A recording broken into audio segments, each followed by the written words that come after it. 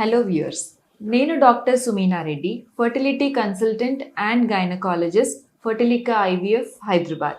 OHSS లేదా ovarian hyperstimulation రాకుండా మనం తీసుకోగలిగిన ప్రికాషన్స్ ఏంటి?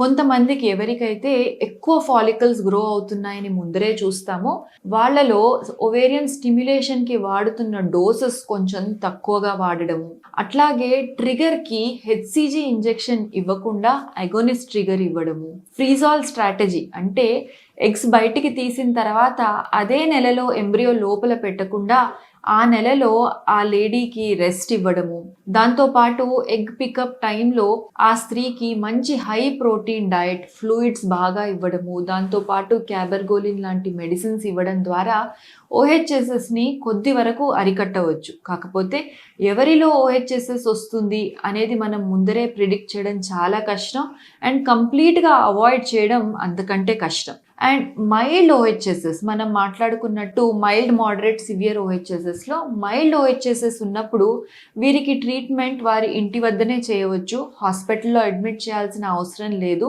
మనకు పొట్ట ఉబ్బినట్టు అనిపించడం అండ్ పెయిన్ ఉంటుంది కాబట్టి కొంచెం పెయిన్ కిల్లర్స్ ఇవ్వడము, మంచి ప్రోటీన్ డైట్ ఇవ్వడము, ఫ్లూయిడ్ బాగా తీసుకోవడము, రెస్ట్ తీసుకోవడం ద్వారా ఈ ఓహెచ్ఎస్ఎస్ని మనం నయం చేయగలుగుతాం. అదే మోడరేట్ టు సివియర్ ఓహెచ్ఎస్ఎస్ ఉన్నప్పుడు వారిని హాస్పిటల్లో అడ్మిట్ చేయడం ముఖ్యం. హాస్పిటల్లో అడ్మిట్ చేసి డైలీ బాడీ మెజర్మెంట్స్ అంటే పొట్ట సర్కంఫరెన్స్ పెరుగుతోందా, బరువు పెరుగుతోందా, యూరిన్ అవుట్పుట్ సఫిషియెంట్గా వస్తుందా లేదా, ఇవన్నీ రోజు మానిటర్ చేయవలసి ఉంటుంది.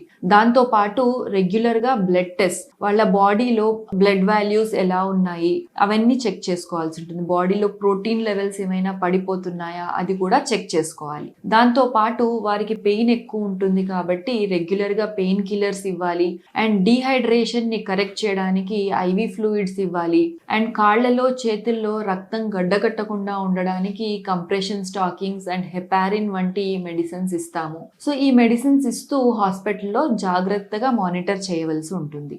యూజువల్లీ ఎన్ని రోజుల్లో ఈ ఓహెచ్ఎస్ఎస్ తగ్గుతుందని అడుగుతూ ఉంటారు. యూజువల్లీ ఇది కంప్లీట్గా తగ్గడానికి 7 to 10 days పడుతుందండి.